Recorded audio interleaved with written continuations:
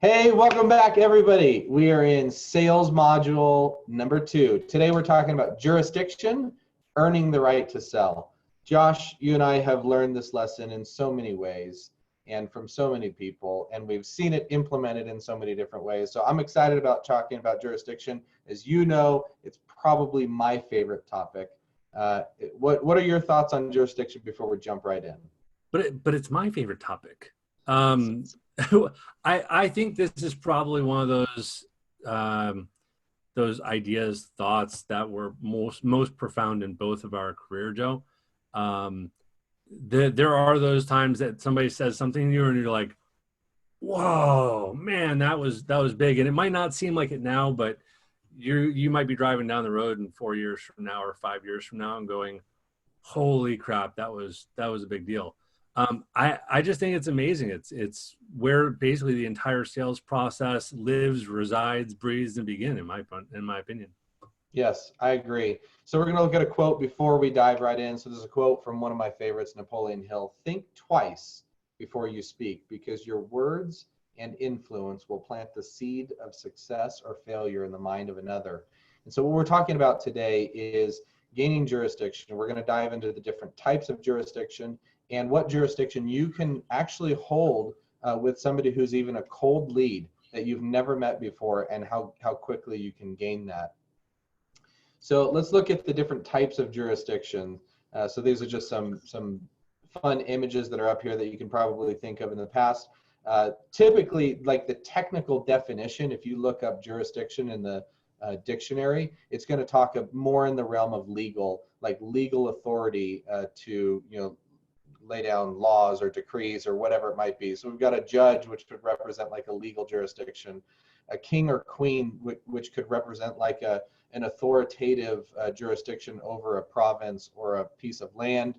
You've obviously got our favorite here, Michael Scott. You could have a boss who has positional jurisdiction. There could be in religious realms, it could be a leader of a religion who has religious authority over you. The one at the bottom here is getting closer to what we're talking about as a counselor or a therapist who might have like an influence jurisdiction over somebody who they're helping. And then the last one, this is my representation of a guide who might be a mountain guide. I've been there before and I want to show you the way. That's more what we're looking at. So it's a good question to ask of yourself. What kind of influence do you have over your prospects when you're talking to people? Yeah, and I think if you look at the call it the top versus the bottom, a lot of the top four of those are much more in telling people how to do things, or almost they use their influence in an authoritative manner. Yes. And to the contrary, the bottom two are more of like listening and truly understanding before they advise you or make a decision. It's like an earned jurisdiction as opposed to a positional jurisdiction. And I think as we continue through this training, you're going to see more and more how this applies in your life and certainly in your sales career. And I wouldn't follow Michael Scott up a mountain. Right? Yeah, exactly. Not a lot of people would. I mean, he's Right. he's successful almost in spite of himself. Yeah, exactly. So this was something that was taught to both Josh and I at the same time, actually on the same day in the same training. The fastest way to gain jurisdiction is to prove that you can move somebody emotionally. You're proving to them. So when we listen to, or when you look at comedians, actors, it could be even political figures, they're proving to their audience that they can move people emotionally. It's why great speeches typically will have people laugh and cry in the same speech. What they're doing is they're proving that they can move you emotionally. And so when you can connect with your prospects in such a way that they feel emotionally one way or another, Josh and I have spent a lot of time helping people future pace and think about their future, do a lot of goal setting, and really, I mean, like cementing in their minds, this is where that moves them emotionally. I mean, how many times have you seen that, Josh, in your career where you feel the moment that you have moved them? Well, absolutely. And I mean, I think that it's also happened to me. So I remember going to my first Tony Robbins event, when I was like, yeah, it's Tony Robbins and he's great. And I'm sure he's amazing. Like, I've listened to him, I've listened to audios and videos and whatever. But when you get in that environment, it triggers some emotions in you, almost whether you like it or not.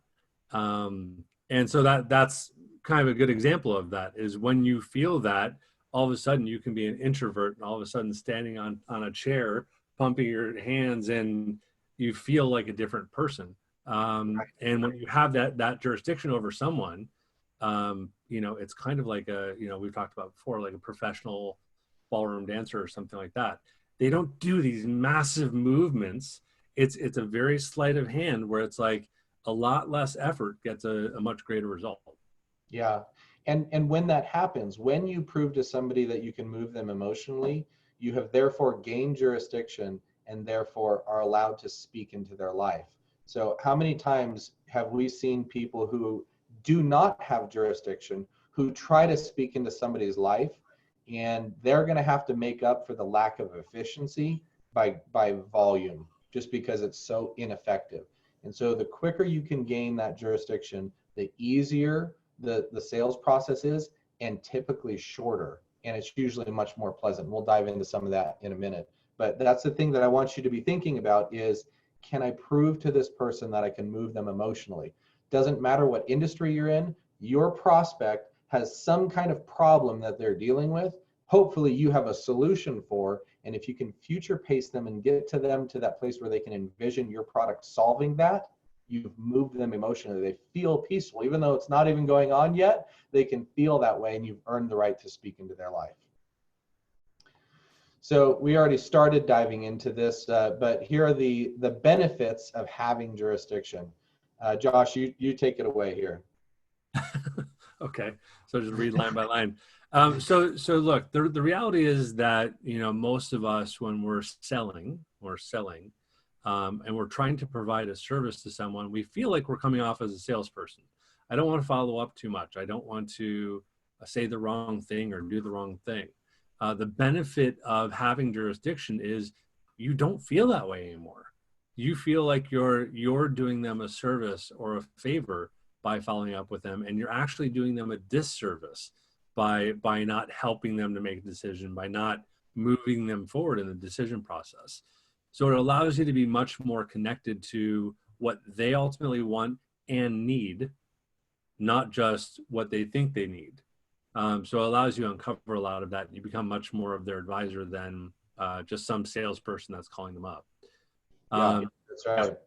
And and secondly, you can see it there. Clients will ask for the sale rather than you forcing a transaction. And Josh, you posted something on social media a little while ago that really rang true. You said the harder your salespeople are closing, the less effective they are. And I think in part of this process in gaining jurisdiction, we've all experienced this before, where the conversation is just so natural that the prospect says, so what's next? Like, how do I move forward?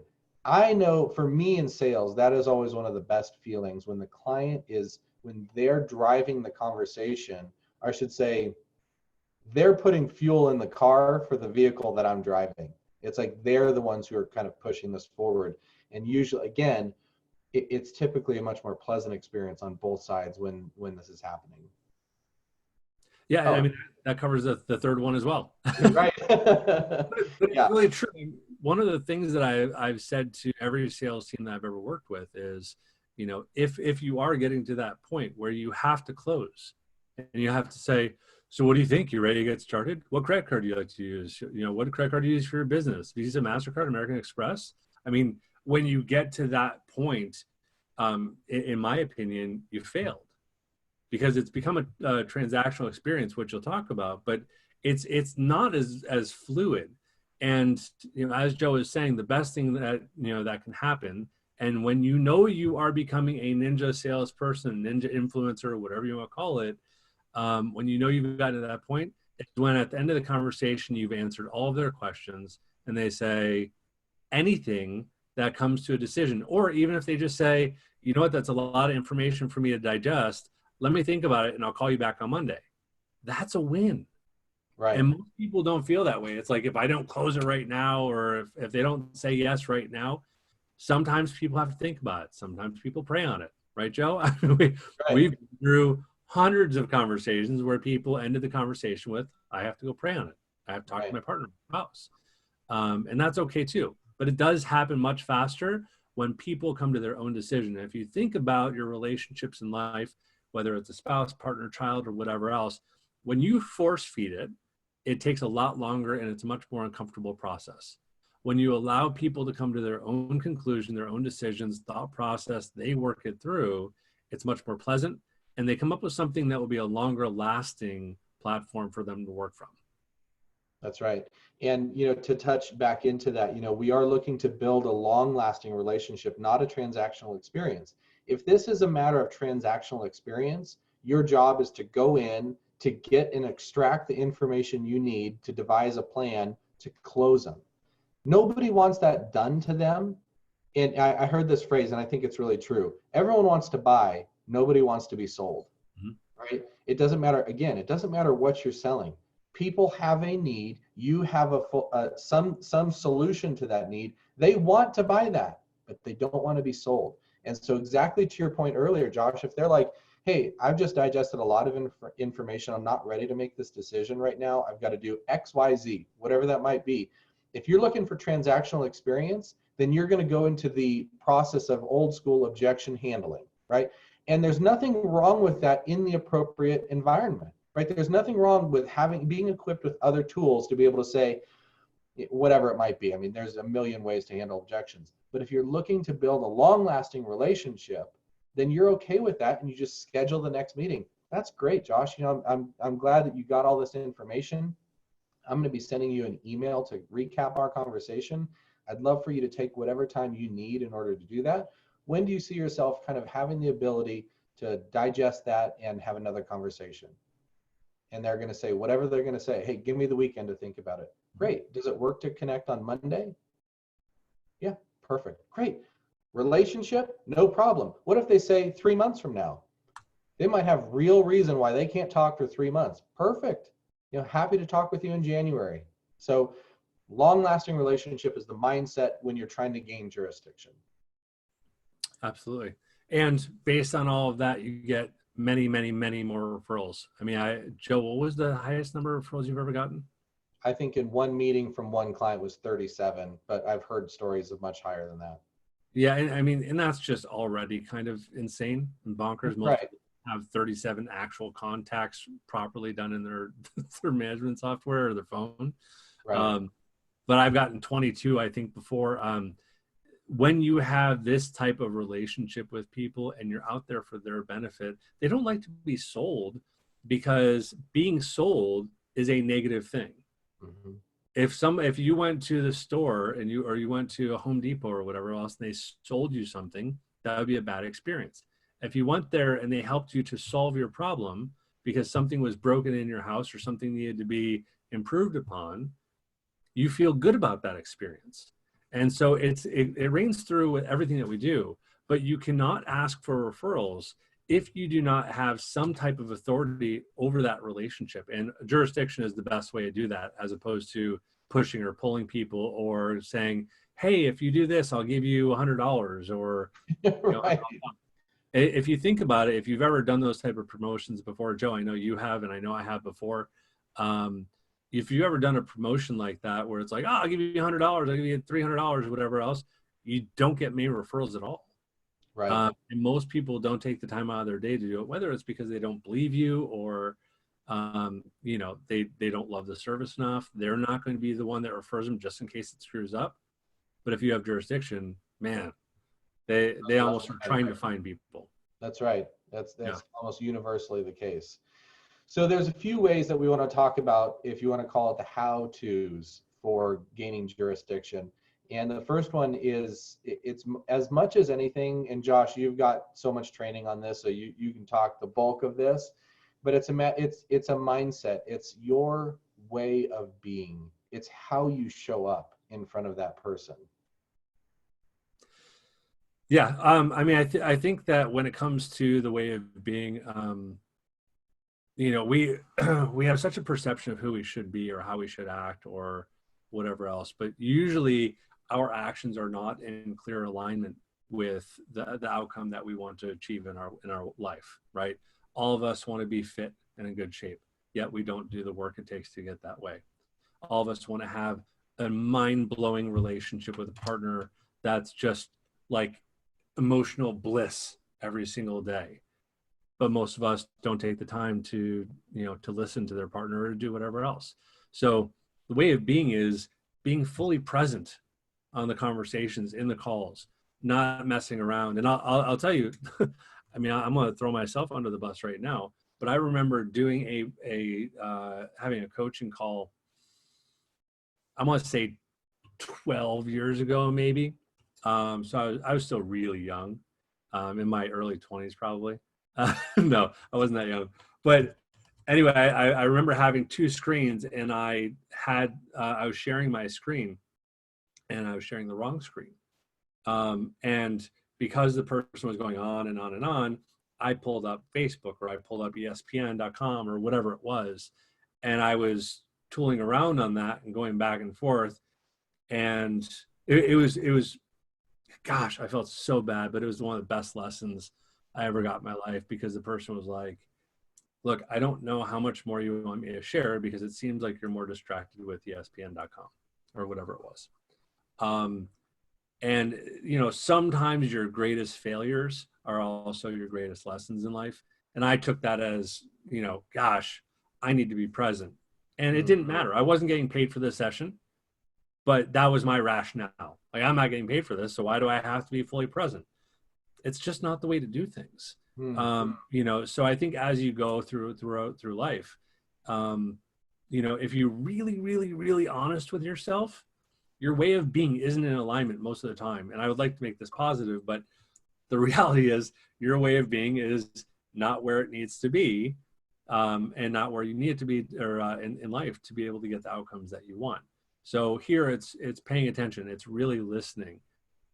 It's acting like this person on the other side of the phone is your best friend, your loved one, that is telling you about one of the most important things of their lives. You know, if you are talking about business and how they're doing their business or their process works or whatever else, if you're not listening, you can't go back to it. And if they say, well, it's like I was telling you, you have no reference point. So for me, it's a lot about being present, really, you know, listening and being there. Yeah, and I think a great question to ask yourself is, if I showed up fully present, what kind of impact could I have on this time and for this person?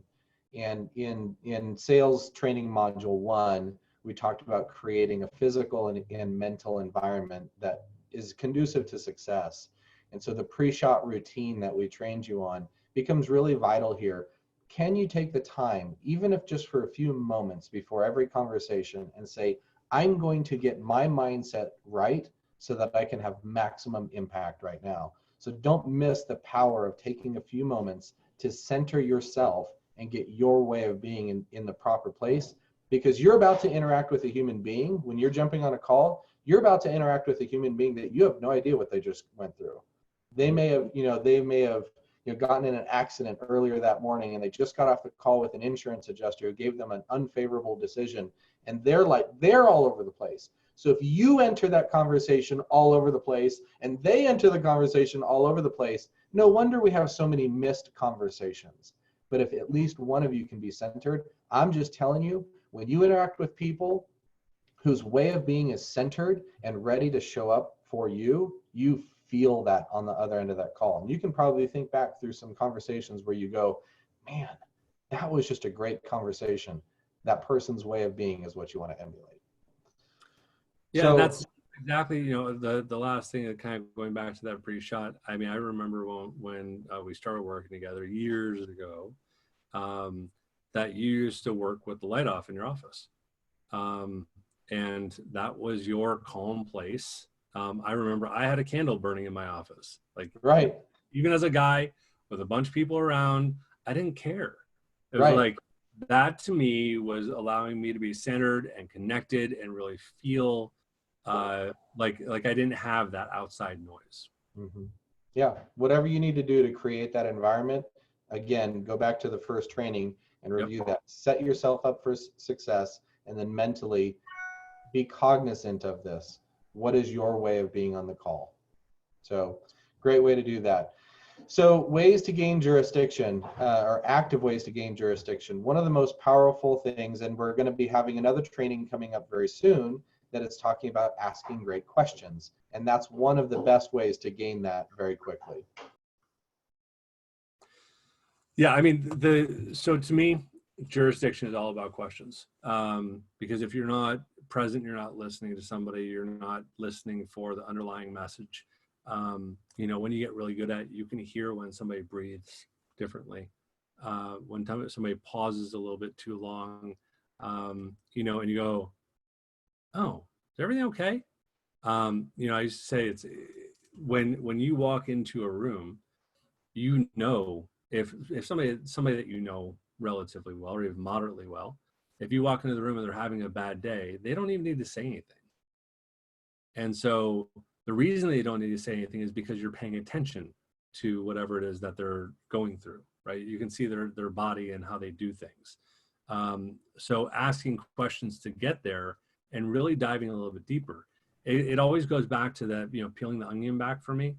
I got a great lesson, probably 15 years ago now, but a great lesson about asking questions, and that, you're not basically, most people stop at that first layer, right? So they're like, so what prompted you to get on the call with us today? And they answer, and you go, cool, great. Well, let me tell you about our product. As opposed to getting into it, and they go, well, because our efficiencies have really been keeping me working extra hard, and I'm working too many hours, and my wife or my husband and I are starting to get like kind of a little on edge because I'm not taking care of our kids as much. And you go, oh, okay, cool, well, let me tell you about our product. Missed opportunity, right? 17 missed opportunities. It's there were so many places where you could go to build a relationship. And by the way, not, hey, I see a photograph of a bass, you holding a bass on the wall. I went bass fishing once. Right. That's not jurisdiction, that's not rapport, that's just having something in common with somebody, right? Right. So it's really about getting deeper to the essence of why that's painful, what's going on for them that is a pleasure point or a pain point, that is motivating or deterring them or whatever else. And if you're present, you're paying attention, and you start to really work on your questions, the relationships can't get better. Right. And again, there's going to be an entire follow-up training on this. But Yeah. one of both Josh and my mentors had a quote, and he said, "Trust is built by listening to their story, not telling yours."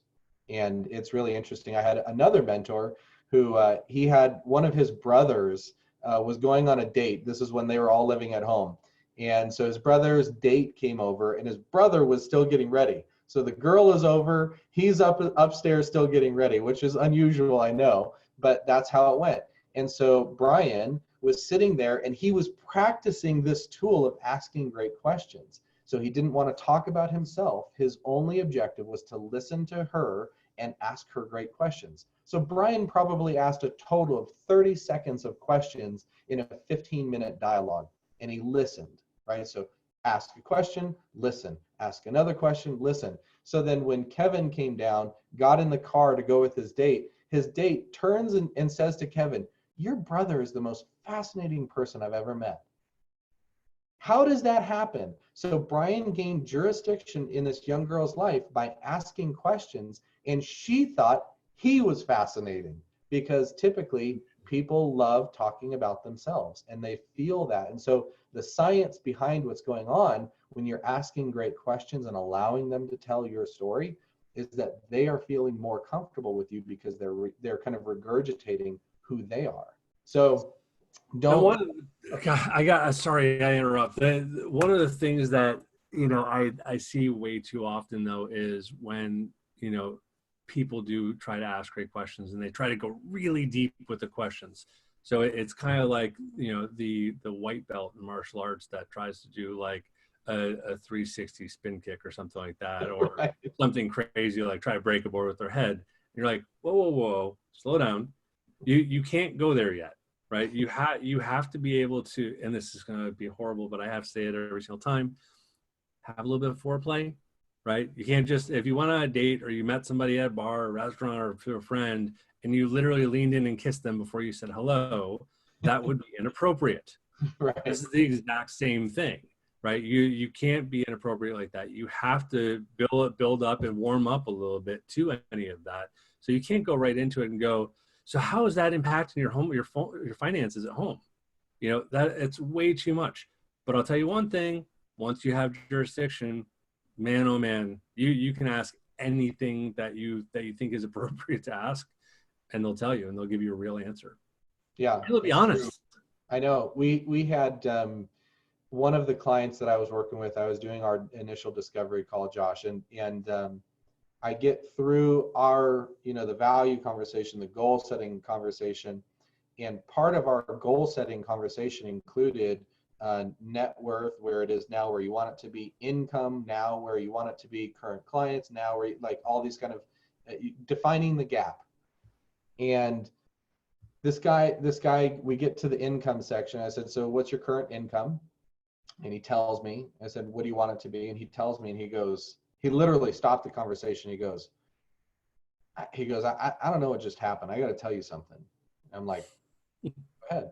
And he goes, there are currently 3 people on planet Earth who know how much I make. My accountant, myself, and you. My wife doesn't know how much I make. And he was enamored with the process that he went through that gained the kind of jurisdiction to be able to go where we went. I mean, this is a very, very private individual who, by the way, had a very successful business and a very significant income. And it just blew me away, the power of jurisdiction when you have it. And we'll talk about this. How do you know when you have it and what to do with it? That's what's coming up next. But don't miss this opportunity to understand when you can gain jurisdiction, listen to their story, and you'll feel the moment that you have that. So any other active ways to gain jurisdiction that you have right now, Josh? I think the only other thing I would say is if you're taking notes, if you're actively taking notes, people feel like you're truly listening to them, and then reiterating some of the things that they've said. And that it's a little bit more of a strategy, if you will, than anything else. Just like, look, if you're paying attention, you go, yeah, so you said that, blah, blah, blah, right? So that makes sense. And so if you're able to, at some point later on in the conversation, act like you're paying attention, which you are, and reiterate something, that helps a lot. Yeah. And the connection, I'll give 2 quick examples and then we'll go to the next slide. But early on in my career, when I was doing, this was back in the day when the mortgage industry was very different than it is today. And back then, title companies would produce what were called farms. And you'd identify a geographic location. They would then spit out all the addresses, names of the owners, phone numbers, et cetera. This was the typical old school cold calling scenario. And so I was, I think, 19 or 20 at the time. I started pretty young in this. And I started calling this farm. That my dad owned the mortgage company, and so he wanted to kind of show me the hard reality of what sales is like. And so I was just going through 100 or 200 names a day and just constant rejection. I had my same script. Hey, this is Joe Arioto calling from American Trust Mortgage. It looks like rates are lower than when you last refinanced. Would love to talk with you about that. Of course, everyone's like, it's the middle of dinner, get out of here. Don't ever call me again, right? That's like the typical life of cold calling. And so I got sick of it after a while. I said, you know what? Instead of just throwing this whole thing out, I'm going to have some fun with it. And so the first thing that I'd say, hey, Josh, this is Joe Arioto with American Trust Mortgage, but I bet if my name was Tiger Woods, you wouldn't hang up on me, would you, right now? And they would, of course, laugh, right? I've moved them emotionally, right? Mm-hmm. Laughter is a movement of emotion. And it actually worked really, really well. I ended up generating $2.25 million worth of loans in a 2.5-week period. And then I got kind of fed up with that. And I told my dad, I said, I'm just not, if this is what it's going to take, this level of rejection, I'm not really interested in this. And he said, awesome. I can't wait to send you down. And he sent me down on to what was going to become my ultimate path, which is truly understanding the psychology of referrals and what's happening in that process. And that's when I got into consulting and coaching and all of that.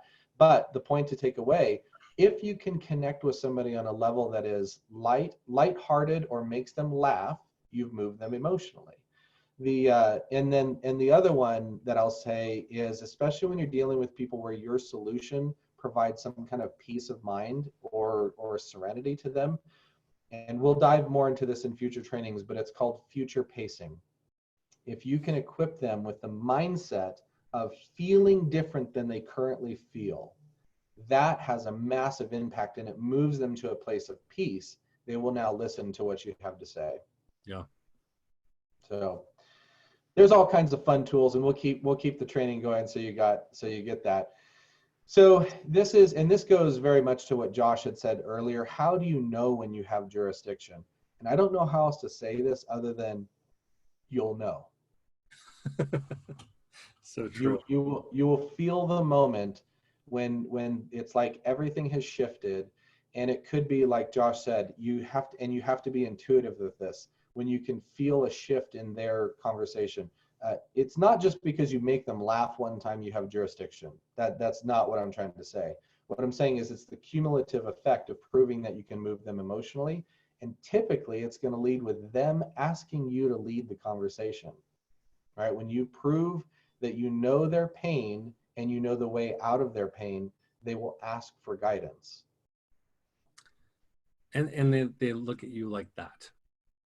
Yeah. The screen.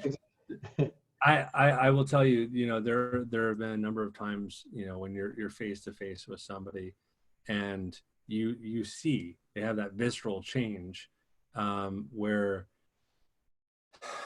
they either take a deep breath and they relax, right? Everybody is like so pent up right here. Yes. That you hear their voice relax, you hear their pace slow typically, because they become more calm around you. Most of us have been, I don't know what the word is, built. Like our world around us, our format around us is protecting yourself. Right. Every single time you go online, there are ads popping up everywhere. Every single time you go on a date, the person has an agenda potentially, right? Mm-hmm. Every single time your kids come in from school or you talk to them, you're wondering if they want something, right? And most of our lives are really wonderful and fantastic, but the reality is that we're conditioned. That's where I was looking for. We're conditioned to protect ourselves. So you'll clearly see, and if you're paying attention like you're supposed to be paying attention, which is where you got the jurisdiction in the first place, you'll see that their demeanor changes and the way that they answer questions changes, and the length of their answer will extend, right? So instead of going, yeah, that really, that's how it usually happens, they'll go, okay, well, maybe I can share a little bit more with him or her, right? So yeah, that's the way it usually happens. In my past, blah, blah, blah. And they'll also share things from their past a lot more free. So that's usually how I see it happening, is they just have a sense of trust, and you can feel that in every single breath and word that they say and take. Right. And that's the next slide we're going to get into is essentially what do you do from here? But to Josh's point, it's like you have to get adept at this, because some people go like way beyond, and it's like you had jurisdiction 30 minutes ago and you continue to build it. It's fine to do that. It's actually usually pleasant for the person on the other side, because we don't have a lot of these relationships like this. But there's a certain point where the call needs to progress somewhere.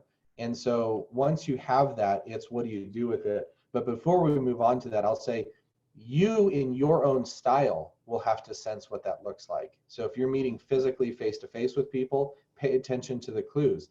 You'll feel the transition moving from a salesperson to a trusted advisor, to somebody they feel has the solution for you.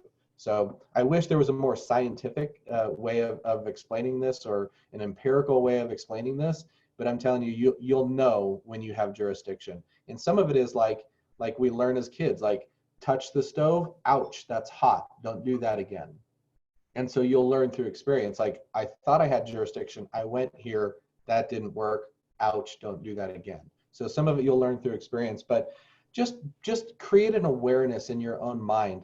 I'm looking to gain jurisdiction before I move to the next level. And that's the key thing. If you have not gained jurisdiction, moving to the next step, whatever that might be, it might be a longer meeting that needs to be set. In that longer meeting, it might be asking for the sale, whatever it might be, jurisdiction will make that transition seamless and very, very easy. And Joe, the reality is it'll be better than now. Right. Yes, So exactly right. if you don't have jurisdiction and you haven't gone the full way and you're not like their true trusted advisor and the rest of that, you are going to have a better conversation and a better relationship than you would have if you didn't do most of the stuff. Yes. Yeah. And I love this image, and even though it's young kids, we can apply this all the way through, but it's this idea of a guide. It's an idea of, I'm just a little bit farther ahead on this journey than you are, and I'm going to help you to the next level. And so what do you do once you have that jurisdiction? Actually, Josh, are you still here? Oh, it looked like you cut out there for a minute. You're back. So I love this picture because it's this element of like, I'm just farther ahead on the journey than you are. So once you have jurisdiction, it's like you're lending your hand down and guiding somebody up. And so they are looking for that leadership from you. And that's something that not everyone is comfortable with, is taking that position or that authority and doing something with it. So that's where that's where we're going to leave off for right now, is when you've got your next step, whatever your sales process is, you've got your next step, and you're going to gently guide them up the hill into your next step. Anything last to add, Josh, before we end up this training? No, I think we ended it the same way we started it, and just saying, I mean, it's really one of the greatest, most impactful parts of conversations and of relationships. This is not just a sales thing. This is a every day of your life thing. And, if you ever, and it's going to sound like it's much bigger than that, whatever, it doesn't matter. The reality is it's life-changing. If you really pay attention to it, it is one of those things that makes your relationships much more easy, blissful, enjoyable. Rich, deep, enjoyable. Yeah. How about this? Don't take our word for it. Just go try it out, figure it out yourself. And when you find out that we're right, give us a call back, let us know, send us an email or message, and just go, yeah, okay, that was good. Exactly right. Try it on for size. That's right. Well, in our next training, we're going to be talking about mirroring and matching. And so we're starting to get into the technical how-tos in the selling process that should all enhance jurisdiction. It's not in place of or in lieu of. It's going to enhance that process for you. So we look forward to seeing you on the next training. See you soon.